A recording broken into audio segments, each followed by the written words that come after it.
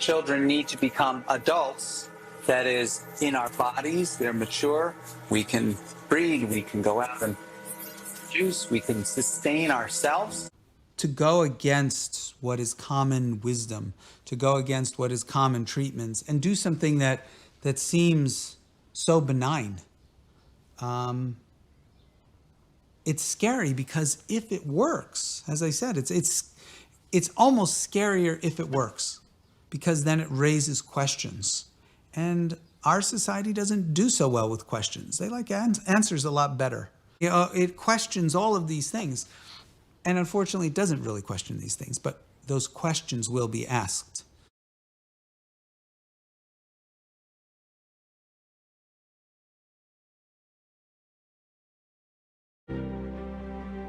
I was the person responsible for creating those videos that are online. When I looked back at them recently, I was thinking, what is he saying? He's not saying anything. I consider myself more credentialed as a scientist, I guess. And I don't have a lot of high-level credentials, but I think I'm a good scientific thinker. What credentials do you guys have? And I want to know if you could just elaborate on that. We have sterling credentials, that we have no credentials in the field. See, credentials seem to be self-limiting in the field, you know? I'm curious as to why do you call rational inquiry a technology, and then how do you see that works, or how does that help, or how does the methodology work and help people with Tourette's? Well, you know, you could call it a methodology too, but a technology, if you look at the definition of the word, I think technology fits more tightly. We have a series of theoretical understandings that have procedures and methodologies with them that we apply to different situations to get certain types of results. Technology isn't all hardware. There's software technology, there's all sorts of human technology.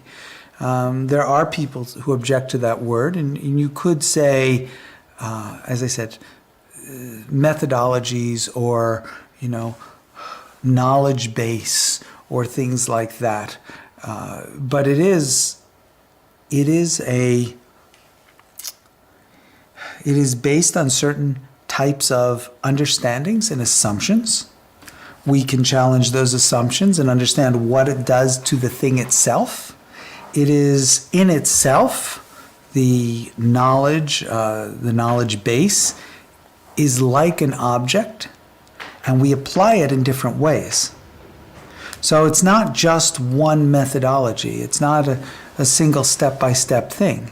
It's based on a guiding principles that are understandings. It's a very funny thing. Why it happens and that it happens form an interesting system.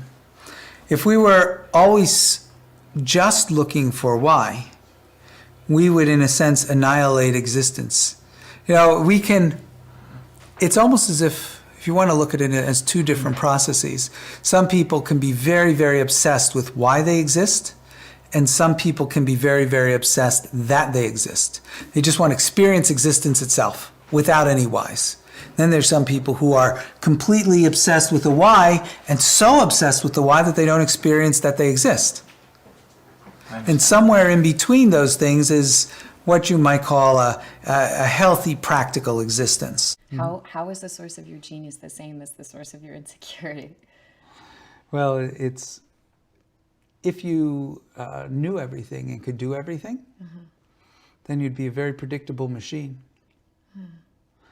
You know, creativity, one could say, is possibly a direct reflection of that which we cannot quantify, not only about other people, but even about ourselves. And to some degree, you either have to accept that as a unit, it's an article of faith, or really understand that there is a certain insecurity to it. Interesting. It is true that people are sort of an intersection between what you might call the explainable science and the never explainable mysticism.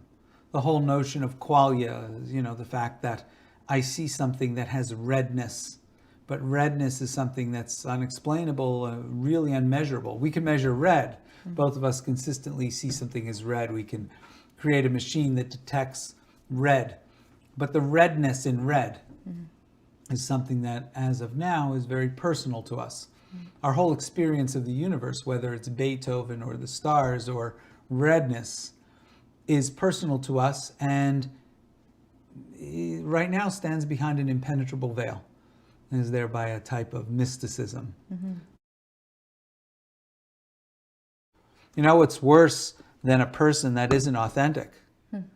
A person that is authentically not whole, because there's a whole part of them that is blind to being authentic.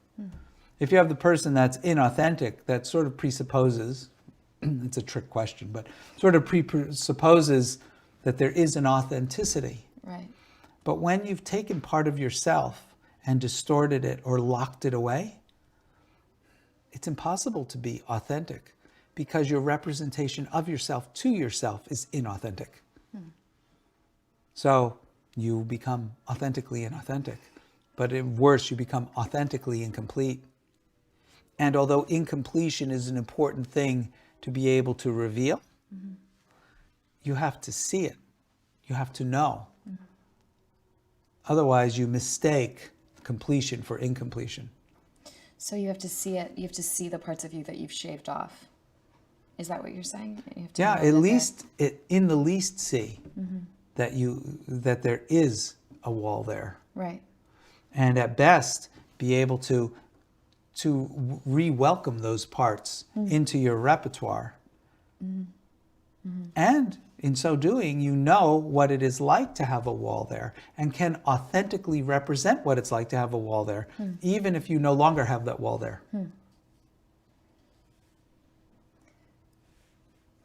What is he saying? He's not saying anything.